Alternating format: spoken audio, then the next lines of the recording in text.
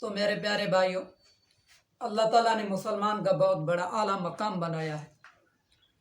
امی عائشہ صدیقہ رضی اللہ تعالیٰ عنہ فرما دیے ہیں کہ ایک مرتبہ حضور اقدس صلی اللہ علیہ وسلم کے پاس ایک صحابی آیا اور کہنے لگا کہ یا نبی اللہ، میرے پاس چند غلام ہیں، جو غلام میرے ساتھ جھوٹ بولتے ہیں، میرے ساتھ خیانت کرتے ہیں،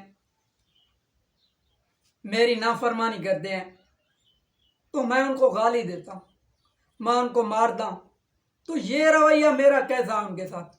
ابھی صحابہ کو دیکھیں، ان کو غلاموں کی کتنی فکر ہے، ان کو غلاموں کی کتنی فکر ہے۔ ہم تو رشتہ داروں کو بھی نہیں دیکھتے کہ رشتہ داروں کے کیا حالات ہیں، پڑوسی کے کیا حالات ہیں۔ صحابہ اکرام کو اتنی فکر صرف اپنے غلاموں کی۔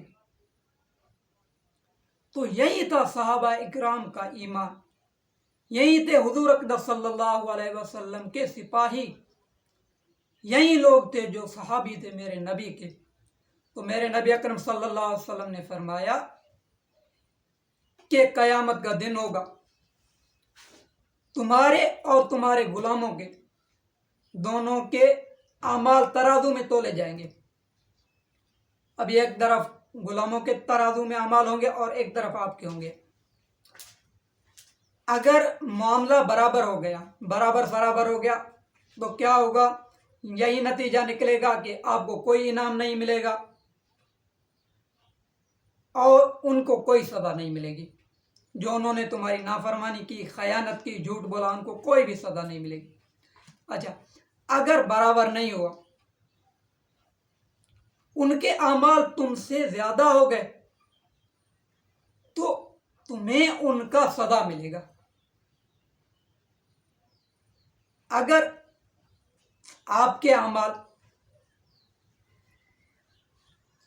غلاموں سے زیادہ ہو گئے تو غلاموں کو ان کا سزا ملے گا، کیونکہ اللہ تعالیٰ جس دن ترازو کو قائم کریں گے تو اس دن ذرے برابر، ایک رائی کے دانہ کے برابر بھی کوئی چیز ترازو سے نہیں رکھایا جائے گا۔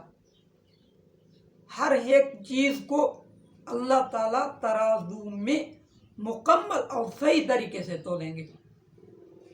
تو حضور اقدس صلی اللہ علیہ وسلم نے فرمایا کہ آپ نے یہ آیت نہیں سنی کہ اللہ تعالیٰ نے قرآن پاک میں فرمایا وَنَزَعَ الْمَوَازِينَ الْقِسْطَ لِيَوْمِ الْقِيَامَةِ فَلَا تُظْلَمُ نَفْسٌ شَيْئًا وَإِنْ كَانَ مِثْقَالَ حَبَّةٍ مِّنْ خَرْدَلٍ أَتَيْنَا بِهَا وَكَفَىٰ بِنَا حَاسِبِينَ۔ تو جب حضور اقدس صلی اللہ علیہ وسلم نے یہ آیت پڑھی تو وہ صحابی ایک کونے میں جا کر زور زور سے رونے لگے۔ یہ تھے میرے نبی اکرم صلی اللہ علیہ وسلم کے صحابی۔ یہ مقام ہے مسلمان کا، اور ہم نے اپنا اسلام ہی بھلا رکھا ہے۔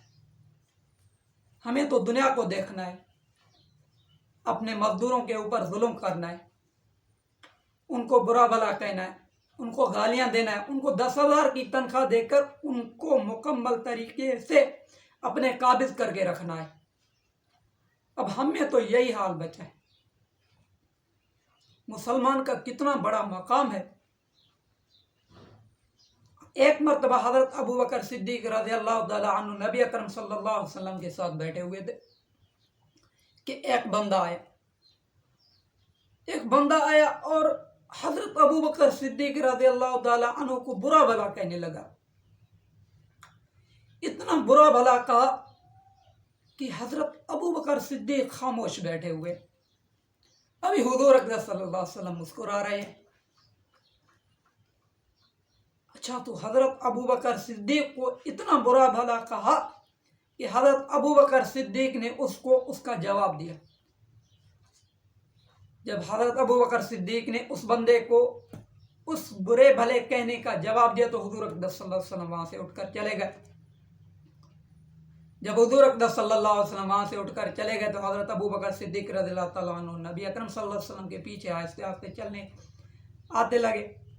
تو حضور اقدس صلی اللہ علیہ وسلم سے حضرت ابو بکر صدیق رضی اللہ تعالیٰ عنہ کہنے لگے کہ یا نبی اللہ میرے سے کیا غلطی ہوئی ہے؟ وہ بندہ مجھے ذلیل کر رہا تھا، وہ بندہ مجھے گالیاں دے رہا تھا، وہ مجھے بندہ برا بھلا کہہ رہا تھا۔ تو حضور اکرم صلی اللہ علیہ وسلم نے فرمایا کہ اے ابو بکر، جب تمہیں وہ بندہ گالیاں دے رہا تھا، برا بھلا کہہ رہا تھا، تو اس مرتبہ ایک فرشتہ تمہارے ساتھ بیٹھا ہوا تھا، اور وہ فرشتہ اس بندے کو گالیوں کا جواب دے رہا تھا، اس بندے کو گالیوں کا جواب دے رہا تھا وہ فرشتہ۔ جب اس بندے کو تو نے گالی کی جواب دی تو اس مرتبہ فرشتہ وہاں سے چلا گیا اور بیچ میں شیطان آ کر بیٹھ گیا۔ ابھی شیطان آ کر جب بیٹھا تو میں وہاں اس محفل سے چلا گیا۔ تو یہ مقام ہے صحابہ کا،